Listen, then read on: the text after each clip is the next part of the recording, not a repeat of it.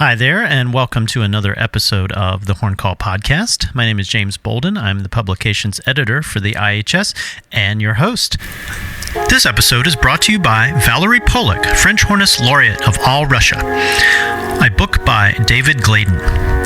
Gladen, who learned to speak Russian while serving in the U.S. Air Force, took on the translation of Polak's remarkable chronicle as a favor to a relative, well-known hornist James A. Decker, who was part of Polak's musical cohort.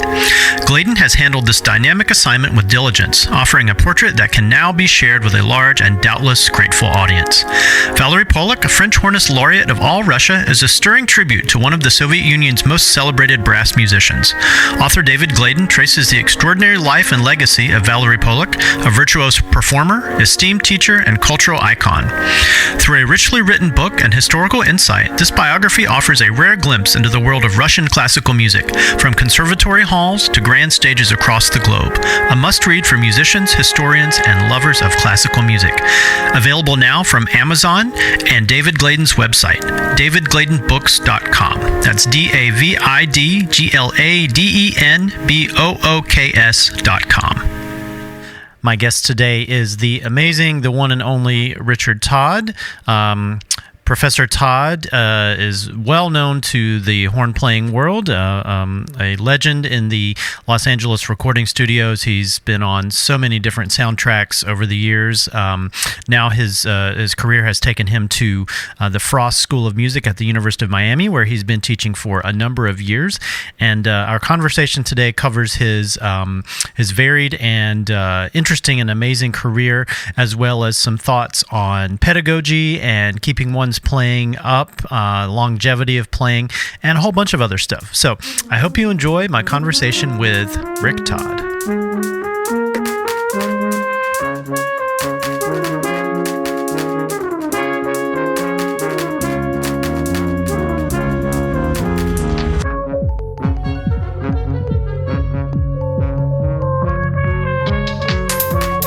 Thanks again for chatting today. And I think, pretty much everybody knows who you are, Rick. But if you want to give us kind of the nutshell description of where you are right now and what you find yourself currently doing, that'd be great. I am currently in my studio at the Frost School of Music, University of Miami. Believe it or not, this is actually my 16th year of being a faculty member here. Before that, of course, I was in L.A., where I was principal horn of the L.A. Chamber Orchestra for about, 35 years or so. Studio player, jazz player, soloist, chamber musician. I mean, I've kind of worn a lot of hats, or as I kind of like to put it, I have been unemployed in many different ways. Well, you've been doing what you do for a really long time and at a super high level, but I think it might be nice to kind of go back to some early days and maybe talk about, was it always the horn? Did you ever have thoughts of, other careers, or at what point did you kind of think this is the path I want to go down? Well, I don't think music was ever not a thought that I would be doing. I started playing the piano when I was 4, and when I was 8, being the precocious little twit that I probably was, I decided that I was getting a little bored of the piano and I wanted to play something else. And my mother and stepfather, both being musicians and music educators, gave me a very short list of instruments to choose from. I could do double reeds, I could do string instruments, or I could do the French horn. Mm-hmm. And, I think there are fairly logical reasons why they would have suggested those, because those instruments are always in demand. But the thought of me as an 8-year-old boy with like nerd haircut, nerd glasses, and that whole look, I had that look. Carrying a violin case to school every day, the prospects of physical damage was probably a little more than I could handle. So I chose the horn because it seemed to be the most manly man instrument of the group, and it ain't what I know. Mm-hmm. What part of the country did you grow up in, if you don't mind me asking? I grew up in Southern California. I was born in Salem, Oregon, but I grew up in Southern California. Okay. Excellent. And, you had early success with orchestral auditions and things like that, but who were some early inspirations for you musically or otherwise, horn players or not? Just, I'm interested in all of that. Oh, God, early inspiration. Well, of course, my teachers were early inspirations. I mean, but I I studied with Vince DeRosa, but before I studied with Vince, I studied for 7 years with a gentleman named Waldemar Linder, who, for those who are really into their horn history, he was principal horn in the what then was known as the Minneapolis Symphony back in the late 40s through the 50s into the early 60s. And then he moved out, semi-retired, moved out to Southern California. And so that's where I started studying with him. He was teaching through what was known as the USC prep department. Okay. So I started with him when I was in, I think, what was it, 8th grade, 9th grade, something like that. Wow. Anyway, huge influence on me. Musical influences, for the record, the first solo horn record I ever bought was a record by John Barrows. Ah. First one I ever bought, one of those old Golden Crest records. Mm-hmm. I was always influenced by musicians. Mm-hmm. I hope that doesn't sound too like strange or anything, but I wasn't really as interested in the instrument that they were playing as much as I were what I was hearing, what stories I was hearing spinning out of the instrument. Mm-hmm. And so I had a lot of different, a lot of different influences, both on the classical side and on the jazz side. Okay. Yeah, that's very interesting. And so you kind of you did the orchestral career for a little while, and you won some major competitions and things. But what led you back to Los Angeles to do recording studio work for so long? Well, I think that the orchestra that I was in at the time when I made that decision was a New Orleans orchestra, mm-hmm. otherwise now known as the Louisiana Philharmonic. That's right. But back then, it was it was a good time for me to be in the group. Leonard Slacken was the music director. It was his first MD job before he went to St. Louis. And, I was having this fantastic opportunity to play first horn in a pretty decent orchestra that the checks cleared every week, mm-hmm. As opposed to, what the kind alternative, of unfortunately became. Yeah. Yeah. But I noticed that there was a sense of frustration amongst a number of my colleagues in the orchestra. And I had to ask myself, was that the type of frustration that I wanted to feel like I was feeling 5 years later? Mm-hmm. And I just took a good hard look at it and said, you know what? I don't want to be in a position potentially where that could possibly overtake me because this just means too much. Mm-hmm. And so I decided I was 24 at that time, and I decided, you know what? I'm going to quit, and I'm going to take a year, and I'm going to be back out home in LA. Mm-hmm. And I'll be able to kind of figure out during that time whether or not I felt like I made a mistake. Mm-hmm. Because I thought if I'm 24 years old, chances are if I made a mistake and I didn't find a reason to want to stay in LA, or I missed actual orchestra music more than I thought I would, mm-hmm. then it probably wasn't too late to be able to rectify that mistake and win an audition somewhere. And then it never came to pass because I never missed it enough to go back. What I mean by missing orchestral playing wasn't the playing itself. I love the repertoire and I love the playing. It was the job. Mm-hmm. And I just felt like there were some people that I played with, and I dare say there isn't an orchestra around the country where there aren't some people in the orchestra that feel that way, where it's like punch the clock, go to work. And it's a job. It ceases to become an art form to a certain degree. I just didn't want to end up like that. That's all. And so it was a gut.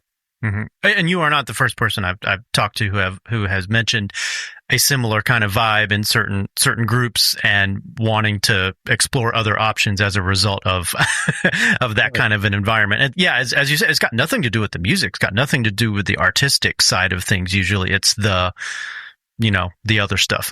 Right. And so I was lucky because besides the LA Chamber Orchestra, I was also playing principal horn in some of the regional orchestras in Southern California, like Long Beach Symphony, Santa Barbara Symphony.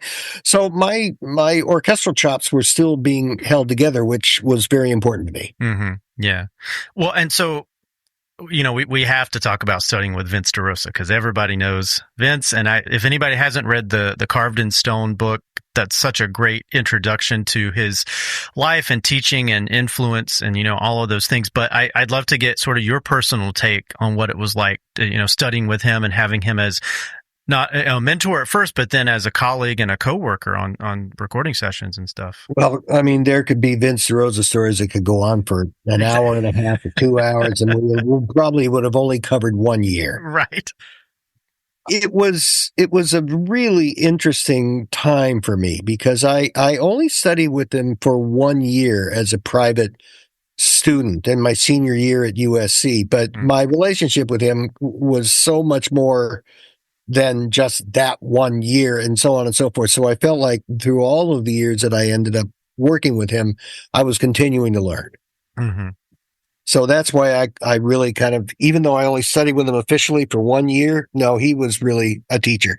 And what he did for me was to take all of the stuff I had learned with Mr. Linder before that, because I went through the kind of the traditional etudes, scales, arpeggios, some solos, everything Mozart 3, everything that high school kids do or middle school kids or whatever. But we never really talked much about air, air as a actual topic of should this be part of the equation of how things work? And if so, then how deeply should we look into it? And that was, I think, the one thing that DeRosa was really good at. I mean, not the one thing, but the most important thing for me, that he was so great at just forcing me to work on the elements of my playing. Like what I had was I had some very good technical playing and I had a pretty decent sound, but my fundamentals weren't in place. Like, the foundation of the house wasn't as strong as it needed to be. Mm-hmm. And so, and the type of exercises that he would prescribe to all of his students, those are the ones that are in part 3 of Carved in Stone. Uh-huh. And if you actually read part 3 of Carved in Stone, to me, that book is probably as important a book in just the technique of playing the horn, the mechanics of playing the horn, and so on. That's as pivotal a book as the Farkas book. In terms of really getting down to what the real essentials are. And I love that book. So I spent a lot of time doing long tones. Spent a lot of time doing long tones and variations. Everything that's in part 3, I spent a lot of time doing. And the fascination was you could always tell who a DeRosa student was because we'd be going through these exercises and actually getting very frustrated that we weren't seeing any results.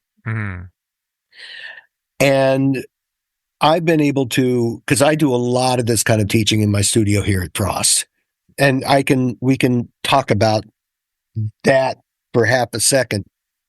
Because yes, I'm from LA. I played in Hollywood. Yes, I would like to think that I have that kind of sound. But is that the Hollywood sound, or is that an air development sound? Is that a sound where you're really working on getting all of the overtones, both upper and lower, and just creating a complete sound? Yeah, that is interesting. Sound that happened in Hollywood. Right. Well, and that records incredibly well and can sail above a group and, carry these lines that the greatest film composers want, It's exactly right. But I will say this, that in all of my years of doing that kind of work, I was also sandwiching in the Los Angeles Chamber Orchestra, the Santa Barbara Symphony, the Long Beach Symphony, and nowhere in any of those groups was I ever asked to either play different equipment or bring a different sound. So for whatever that's worth, I'm not sure that I fall into that category of in a concert hall, you have to have a different setup than you do in the recording studio. Yeah, I think, and we tend to get too caught up in schools of playing sometimes, in equipment and mouthpieces, and this is the way this style of playing is, and that sort of thing. I mean, great playing is great playing. Yeah, absolutely. And I am a crispy horn player, have been all my life. I represent Hoyer. I'm their, that North American person. I've been playing them for a long time. I played 8Ds before that. But I'm the last person to actually choose somebody in my studio based on what instrument that they play. Mm. And I've got all kinds of fun instrument makers with my students. And, I'm so proud of the way they sound collectively. And you've got quite the horn collection too. I've seen some of the pictures. Yeah. Well, yeah, I kind of have a yard sale here. Yeah, it's one of these things where one of the things I think that I'm quite proud of is the fact that I own my teacher's horns. Mm. And that was important to me. So I own Vince DeRosa's 8D, one of the original batches, 225 or whatever that is, the original series. I have Wally Linder's 8D that he had the years he was here. I have Gunther Schuller's Alexander that he played in Cincinnati and played in the Metropolitan Opera and played on Birth of the Cool. I've got Jack Cave's horn. He wasn't my teacher, but he certainly was a teacher to anybody who listened to great horn playing in film because he was principal at MGM. Mm. So his horn was heard on all of the great MGM musicals. And I've got his 5-valve single B-flat Alex, and I have Jim Decker's single F Descant Alexander. Oh. And Jim was also faculty at USC and taught the horn class when I was a student there. Okay. So I was going to say, who did you study with before Vince at USC? Was that Wally Linder? It was Wally Linder. Okay, gotcha. But I had Decker every Tuesday night for horn studio class for 4 years. So, I got a lot out of him as well. Yeah, and talk about fundamentals. I think that's kind of just a thread through all of those great LA studio players and teachers is just the emphasis on the fundamentals of horn playing. Right. No, that's great. And you mentioned Gunther Schuller. Do you want to talk a little bit about, this was a long association you had with him. How did you come to get to know him a little bit? I met Gunther through auditions for Tanglewood. Okay. Because back in the day, Gunther Schuller was the artistic director of the Berkshire Music Institute, which was the fellowship orchestra. Mm-hmm. And I auditioned there for the summer of 1977. Okay. And he would tour the entire country and hear every single person himself. Oh my goodness. And so it's pretty much how that happened. I played for him. He was on campus at USC and I played for him, and I guess he liked what he heard because he accepted me to go. Turns out he was a huge fan of DeRosa's, and I guess he and Vince must have spoken at one point because I guess, Gunther made a phone call to Vince. Mm-hmm. And anyway, that's how it ended up. And so I ended up at Tanglewood in 1977, along with my very esteemed horn colleagues, Laurel Olson, Bob Ward, Roger Kaza, Larry Regent, and Kirk Lawton, and Chris. Oh, I got to remember his last name. Oh, shoot. He was a son of one of the Tillotson, Chris Tillotson, son of Brooks Tillotson. Oh, that's quite the lineup. Yeah. It wasn't a bad little section. Well, he produced 5 records of mine. And how that came about was, I don't know, it must have been a year or so later. He was doing his Tanglewood tour, and I gave him an audio cassette with some things that I've been working on. And about 6 months after that, he called me and said, I finally sat down and listened to your tape because I put a couple of horn and piano recital pieces on one side, and I put some horn and piano jazz duos on the other side. Okay. And so he said, I just finally listened to your recording that you gave me 6 months ago. I thought it had already hit the circular file by that time. But his reaction was, we have got to do a record. Okay. And I want to do a record that's classical on one side and jazz on the other. That's great. And because he said, I don't think it's ever been done. So we did. And so you'd been playing jazz for some time then up to that point. Yes. Oh, yeah. I mean, okay. I started playing jazz. Well, I started improvising on the keyboards when I was in high school because I played keyboards in a rock band. Okay. So I kept my piano chops a little bit, not a whole lot, but in a rock band, you got to take solos. So, but it got from the fact that I wanted to get more harmonically complex. Okay. And at least the kind of repertoire my band was playing. Mm-hmm. We were playing dance songs. Right.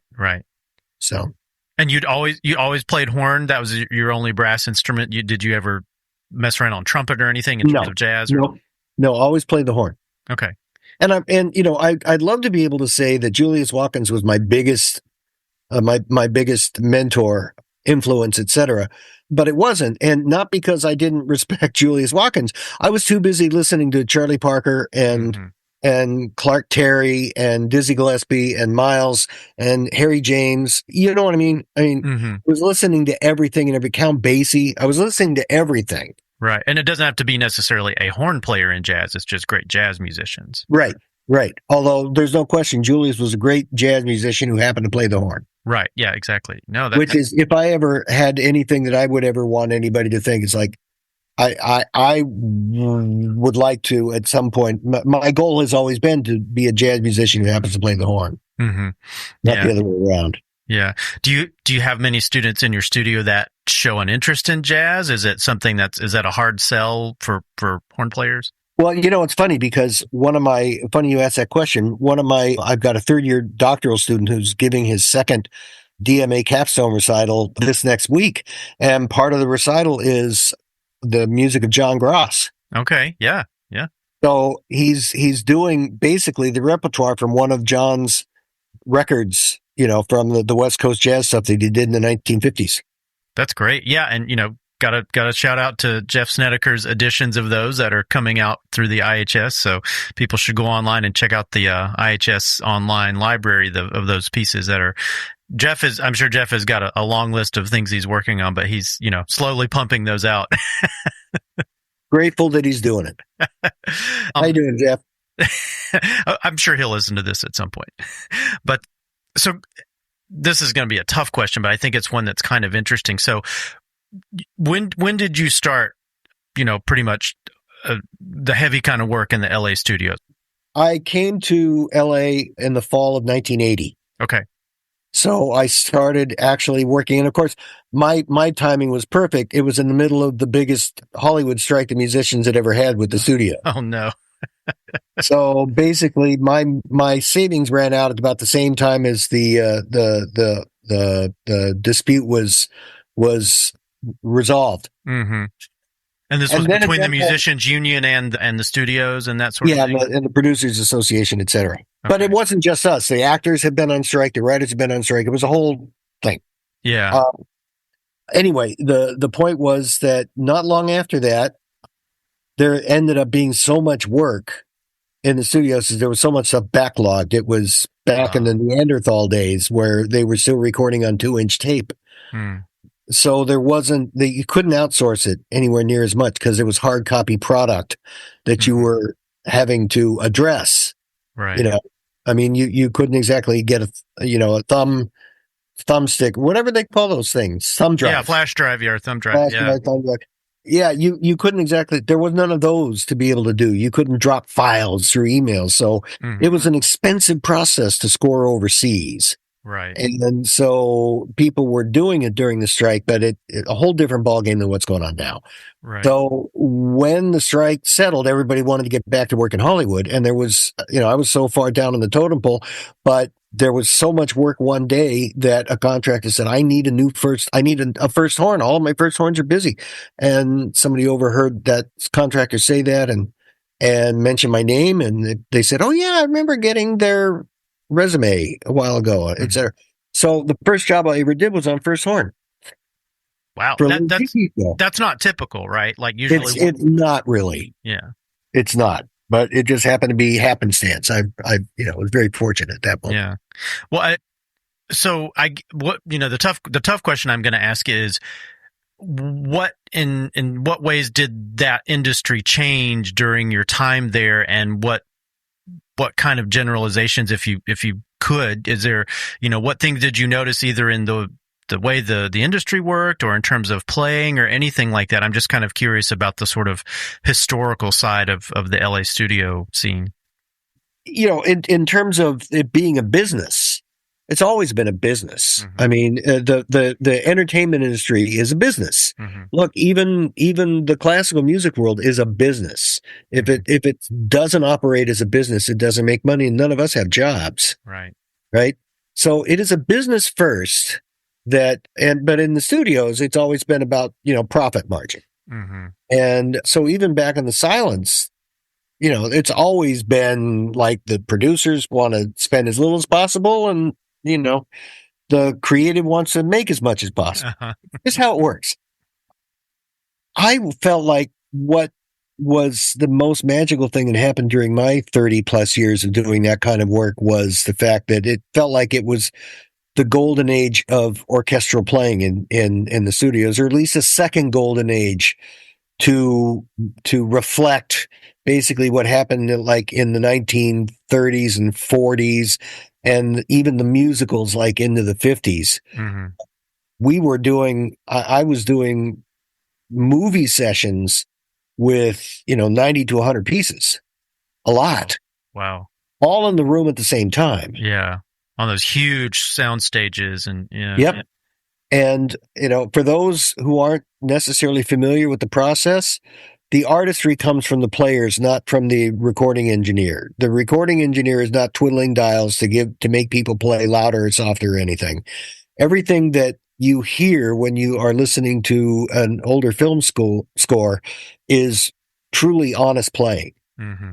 All the dynamics, all the clarity, everything. It is what it is. But to have been able to have done that with so many of the great, older film composers that were really schooled by masters themselves, I was so fortunate to play on films with Elmer Bernstein and Alex North and Miklos Rosa, besides, John Williams and Jerry Goldsmith and et cetera.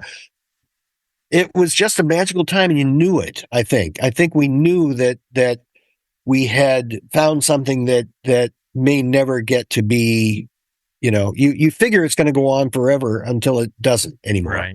Right. Yeah. But what I decided to do was I was beginning to see the changes. This was 2007, 2008, 2009, for a number of reasons. And to single out any of them would be, I think, kind of disingenuous and disrespectful. And I don't want to do that. But this was the path that was going. It's like you felt the vibe was beginning to change. Things were getting a little more serious, and in some ways, dare I say it, a little more desperate to a certain degree, because there was more outsourcing of music from Hollywood than there had been because of the digital age.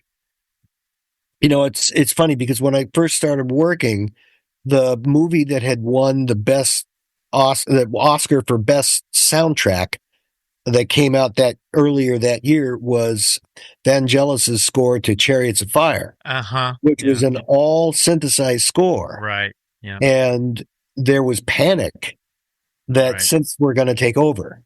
Is that going to replace live musicians? Right. Yeah. Well, it's taken a long time for that to actually happen, but it certainly is happening in some elements of the entertainment business. Like television is practically all, there aren't 30-piece orchestras for TV anymore. There's basically just individual solo instruments over basically synth pads. Mm-hmm.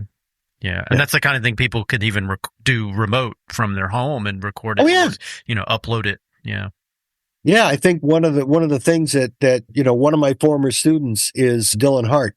Mm-hmm. Hey, Dylan, if you're listening, and his wonderful wife Annie Boswell. They were both my students at USC. And one of the things that Dylan did so well during the pandemic was he had an entire setup at home to record. And so he was able to keep very busy actually recording during the pandemic for that very reason. Yeah.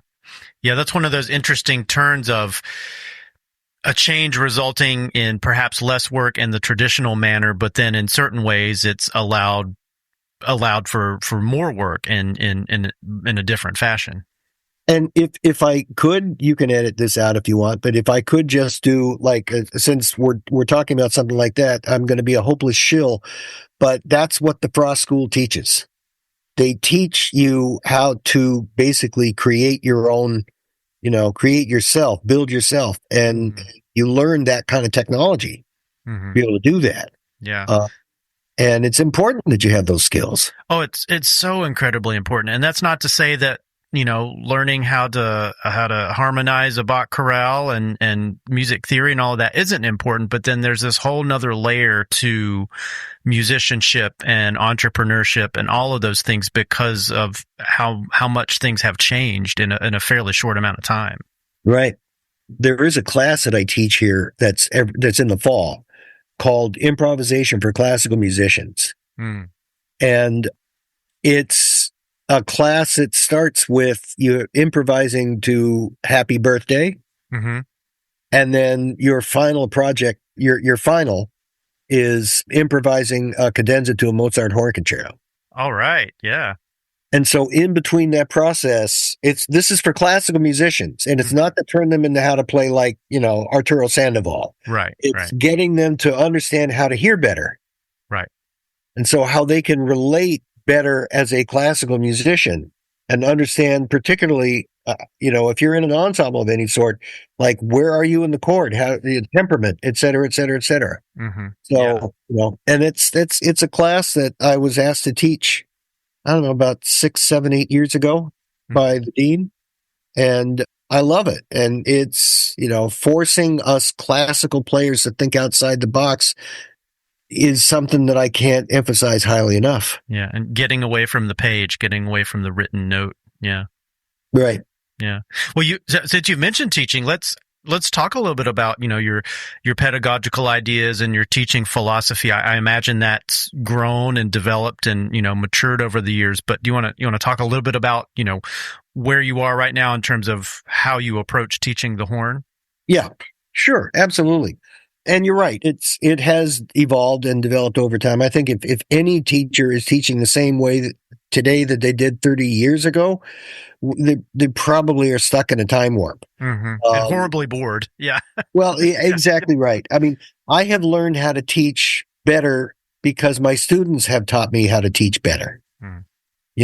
I mean, I can paying attention to new repertoire, paying attention to new etude books, all of that kind of thing. All of that's important. But my students have been the ones, because observing them and treating each one of them like an individual and not having a cookie cutter philosophy with each student. Yep. Like not everybody's going to start week 1 with Coprash 1. Right. A lot of them might, but only on the F side of the horn, just to kind of see where they are in terms of their fundamentals. But what I've really learned over the course of I think I've been teaching at the college level for 40 years now. Wow. Congratulations. Well, you're still alive. and I'm still alive, and believe it or not, I actually still like it. That's good. Anyway, the biggest thing that's changed is probably my own understanding of air development. And I've done a lot of research, not necessarily scientific research, but common sense research on cause and effect, this, and this, and understanding, understanding the real importance, not just value, but real importance of what the development of our air is. And so, I teach my students, it starts with how they breathe, how how deeply you put air into the instrument, how you optimize your airspeed so that you can learn how to control your airspeed and be more aware of what's happening in the first 50% of your air capacity, not just the last 20%. And just really getting more attuned to what are the primary things that happen before we actually make an attack. Yeah. Because, I use because what we want to do is we just want to develop a complete sound. Right. Well, and one of the things that continues to inspire me and to try to figure out is to try to always figure out easier ways to do things. And usually if I'm working harder, I'm usually not sounding better. If I feel like I'm not working as hard, that's usually when the better results come. But then it's almost this mental trick of like, yes, it takes intense concentration and intense awareness of what you're doing, but not to the point where you're clamping down or inhibiting anything. It's such an interesting concept. Right. Well, I mean, I have what I call my concept of teaching is basically, it's based on what I call the 4 R's of success, which is research, repetition, retention, and result. Mm-hmm. And, you know, throughout those 4 words, pretty much everything that we do, how we engage ourselves when we practice, because what you were just saying a second ago about working too hard, you know, how well can we identify what is working too hard? Not every part of our body's working too hard, but what parts are. You know, like, is your airspeed too fast for what you need to do? Are you pressing into your face so much? And but if the rest of you is kind of doing what it's supposed to be doing, then the problem isn't everywhere. Right. You know, Yeah. and just I think 40 years of doing this, it becomes more common sense and less like what ifs and less hypotheticals. Yeah. Well, and one thing I always am eager to ask experienced teachers like yourself is, are there common things you notice from student to student, you know, year in, year out? Are there things, you know, certain things you kind of have picked up on as like, okay, this is a typical issue that a lot of students come in with? Well, yeah, in some ways. I mean, I think I think that one of the biggest changes over time, at least from the time that I was my students' age, to where things are now, is that I lived in a much more analog based world. Right. And there was not instant access to things. If I wanted to study, I needed to go to the library, you know, and get my research materials physically from the library. And that's just one example. Even just recording yourself would have not been practical or, you know, feasible, you know. Well, a reel-to-reel a reel-to-reel machine. Yeah, you would have to lug that thing one around. Of those, and yeah, and to say nothing of the like just listening to music. If I wanted to listen to music, I had to actually be there in the room listening on speakers, etc. Because there were no such things as Walkmans, and I mean, this generation doesn't even know what a Walkman was, but a Walkman was a portable cassette machine back in the days with cassettes, and there were no speakers. You used the earbuds. Right. Anyway, the biggest difference is how technology has created more digital thinking in young people rather than analog thinking. And the analog thinking is really what it takes to learn how to play a musical instrument. The element of repetition. It's not just one time that you get it and, okay, well, I've got it. You know, it's not spell check. No. I talk about this in my video series called The Art of Practicing. Yeah, I highly recommend that. Yeah, it's great. It's on my website, richardtoddmusic.com. You can find it if you just scroll around on the website. You'll find it. Yeah, I'll put a link to it in the thanks. Yeah, and it's not too expensive, and I think it's got a lot of valuable material in there. And you can either buy the entire thing or you can buy it chapter by chapter. Well, they're pretty reasonably priced. I mean, it's not going to break the bank. It's cheaper than a science textbook or something for college. So that's for sure. With a lot more things, it'll help you become a better horn player than a science textbook would too. Absolutely. Yeah. Yeah. Well, you touched on it just a little bit there a second ago, but you know, before we started recording, I mentioned to you one of the topics I am increasingly more interested in is longevity and horn playing and you know, staying fresh, not only mentally, but physically, and keeping one's playing at, you know, the highest level you can for as long as you can. And you've been doing that. So do you have any advice for those of us looking down that barrel, or those who will be eventually, because we all will, you know? Yes, absolutely. Yes. Put your focus on your air development.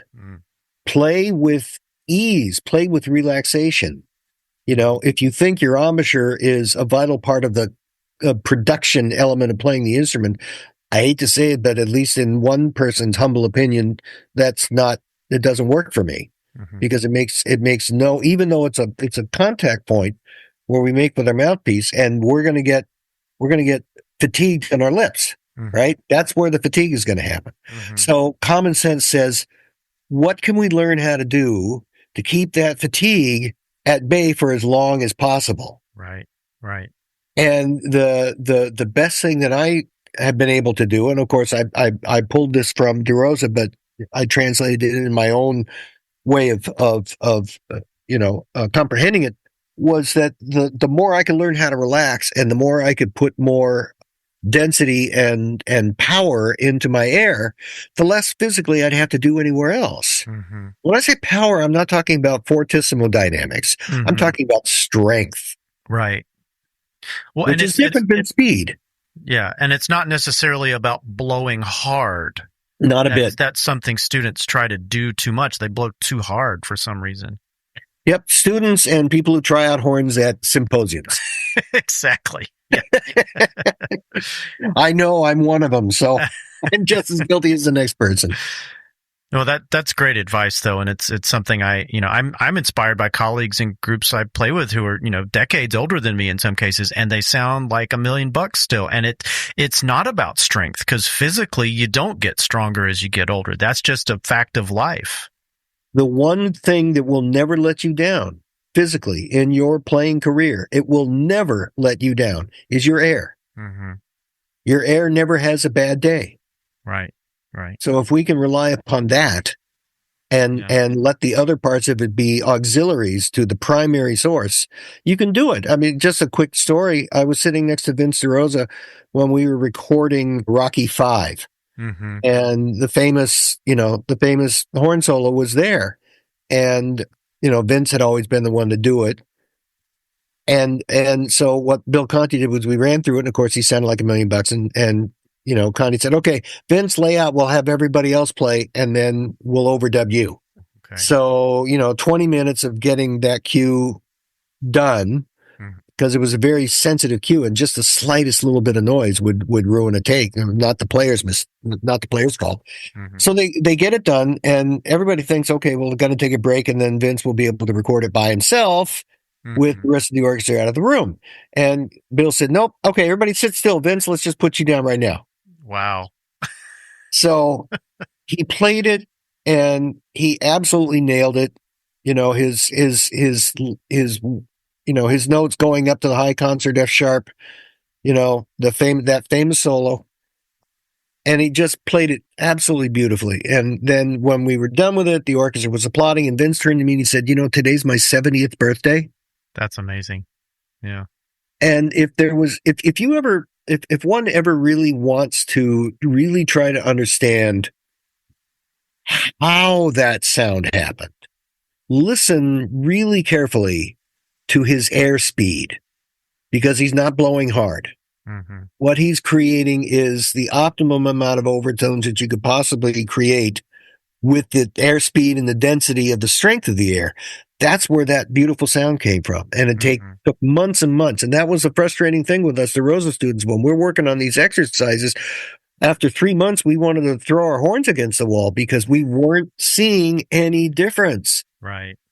But it wasn't any different than, say, a flower. Mm-hmm. You plant a bulb in the ground. If you stand there watching it, you're not going to see it grow. But if you come back in a week, there it is. Yeah. And Caruso exercises are sometimes like that, where you're not going to get immediate results.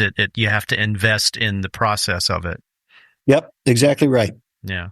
And I think that's one of the big challenges for this generation is the time and investment, because of the immediate answers that are prevalent in their lives. Right. It takes a real sense of patience. Yeah. We want a TikTok video on how to play high notes on the horn, right? Right. Exactly. Yeah. Yeah.